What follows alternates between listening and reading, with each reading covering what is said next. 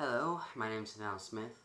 There's one thing I wanted to talk about a book I read recently, Otherland, and that is what I call the jumping into different characters storyline.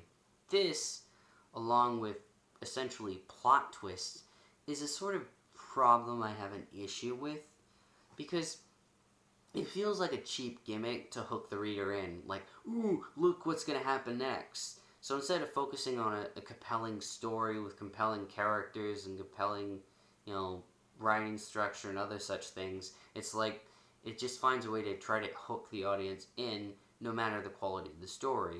I mean, at least for Otherland's case, it makes sense and it works. And one thing I will give credit is even though they keep jumping between one character to another, towards the end, they all sort of come together and meet, which is nice.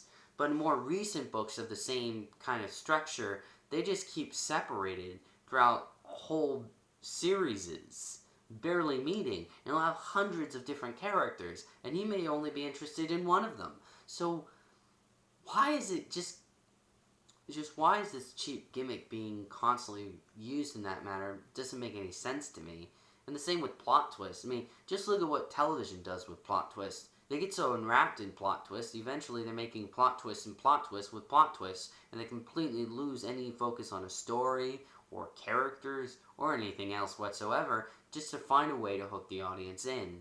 Yes, it is important to hook the audience in, but you shouldn't need to rely on cheap gimmicks like jumping in between characters, or jumping in between different plot twists, or both to hook the audience in. Just make a compelling character with a compelling story that's compellingly written, or, shown visually on screen or whatever, and just stop just relying on some gimmick to hook the audience in. You don't need to.